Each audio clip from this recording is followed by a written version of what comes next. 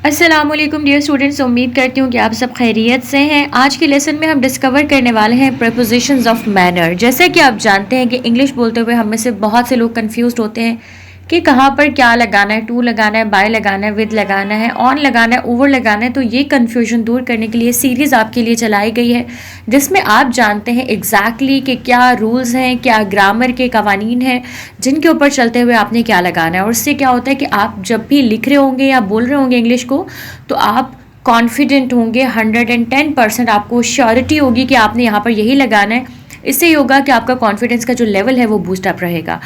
तो बगैर टाइम किए बढ़ते हैं वीडियो की तरफ।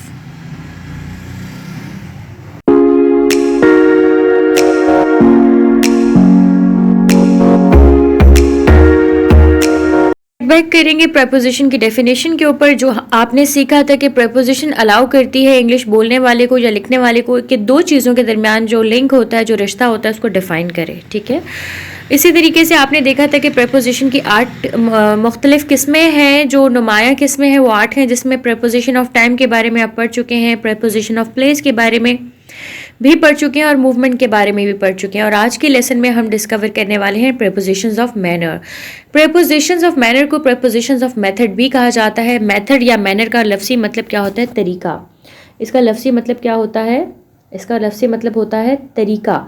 मतलब किसी भी काम करने का जो तरीका है वो क्या है, ये कौन सी प्रेपोजिशन जाहिर करेगी? It would be denoted by prepositions of manner. तो प्रेपोजिशंस ऑफ मैनर जो है वो कहाँ पर इस्तेमाल होगी? जहाँ किसी चीज़ का तरीक़ाकार समझाने की ज़रूरत होगी।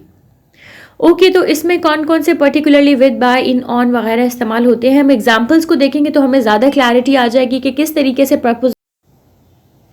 जी, तो एग्जाम्पल है हमारे सामने, they went through the Blizzard with a lot of difficulty. चलें आप मुझे बताएं कमेंट सेक्शन में, लास्ट लेसन में आपने सीखा था ब्लिज़र्ड का मतलब। तो ब्लिज़र्ड किसको कहते हैं आप नीचे कमेंट बॉक्स में ज़रूर बताएं, जो FBA के हमारे स्टूडेंट्स हैं। तो ब्लिज़र्ड एक, बहरहाल मैं आपको इतना सा आइडिया दे सकती हूँ, एक तूफ़ान की टाइप है। कौन सी टाइप है ये आपने मुझे बताना है। तो they went through the Blizzard with a lot of difficulty, यानी कि उन्होंने एक काम किया, यानी कि वो उस तूफ़ान से गुजरे। कैसे गुजरे? With a lot of difficulty. तो यहाँ पे जो विद है वो क्या है? प्रेपोजिशंस ऑफ मैनर है, यानी इसमें ये बताया जा रहा है कि किसी ने कोई काम किस तरीके से किया। उसके बाद जो दूसरी एग्जाम्पल हमारे पास है, she lost 4 pounds by jogging 30 minutes a day. यानी एक तो ये कि उसने 4 पाउंड्स लॉस्ट किए बाय, किस तरह? ठीक है, मेथड क्या था? तो यहाँ पे कौन सी प्रेपोजिशन? प्रेपोजिशन ऑफ मैनर का इस्तेमाल हो रहा है, by jogging 30 minutes a day.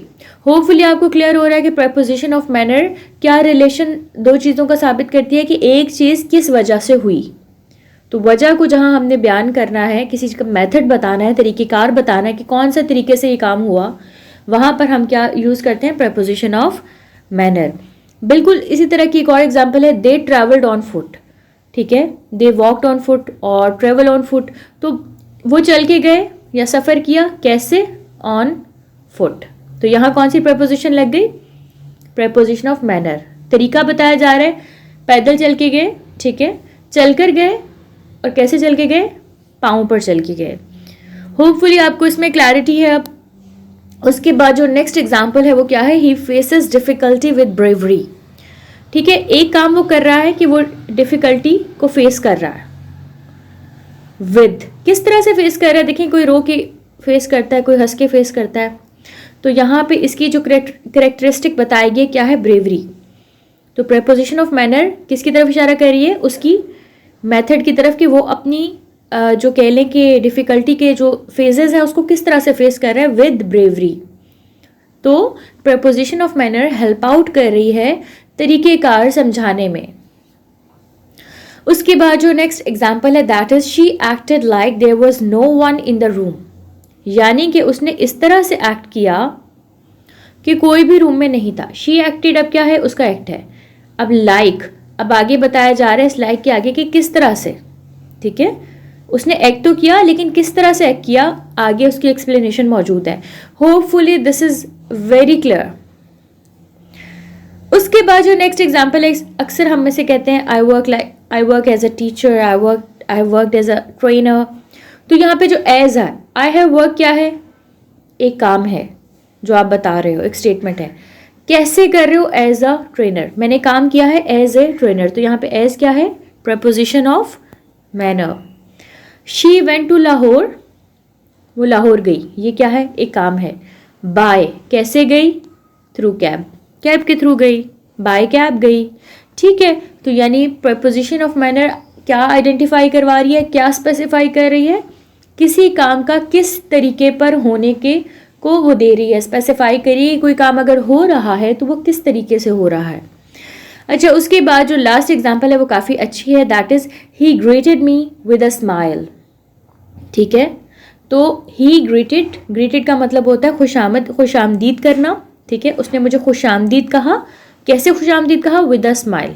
ठीक है, अब ये और भी तरीके से हो सकता था, कुछ लोग स्माइल से खुशामदीद नहीं भी करते, रूडली भी करते हैं। तो ये प्रपोजिशन ऑफ मैनर का जो किरदार है वो क्या है? बेसिकली किसी काम के होने का जो तरीक़ेकार होता है उसको ये क्लैरिफाई करता है, उसको ये स्पेसिफाई करता है। होपफुली आज के लेसन में आपको प्रपोजिशंस ऑफ मैनर की कंप्लीट अंडरस्टैंडिंग आपकी डेवलप हो गई है। इसके बाद जो नेक्स्ट होगा हमारे पास वो प्रपोजिशन ऑफ मेजरमेंट होगा। ठीक है, जिसमें आप लोग सीखेंगे कि किस तरह मेजरमेंट जब किसी चीज़ की होती है तो उसके साथ प्रपोजिशन का इस्तेमाल किया जाता है। अभी तक आप प्रपोजिशन की 5 टाइप्स को डिस्कवर कर चुके हैं और आप बहुत ज़्यादा अपने जो बेसिक कॉन्सेप्ट्स हैं उनको लेकर क्लियर हो गए होंगे। कहाँ ऑन लगना है, कहाँ इन लगना है, कहाँ बाय लगना है, कहाँ विद लगना है, कहाँ ओवर लगना है, वगैरह वगैरह। अब जो थोड़ी सी कन्फ्यूजन्स हैं वो आने वाले लेसन्स में रिमूव हो जाएंगी और फिर आप अपनी इंग्लिश मास्टरी के जर्नी पर आगे से आगे बढ़ते चले जाएंगे इंशाल्लाह। उम्मीद करती हूँ कि एफ़ी के साथ आप अपनी इंग्लिश लर्निंग जर्नी को एंजॉय कर रहे हैं और एंजॉय करते रहेंगे और अपने अंदर ये ट्रांसफॉर्मेशन लाते रहेंगे। अपना बहुत ख्याल रखिएगा, मिलते हैं नेक्स्ट लेसन में। अल्लाह हाफ़िज़।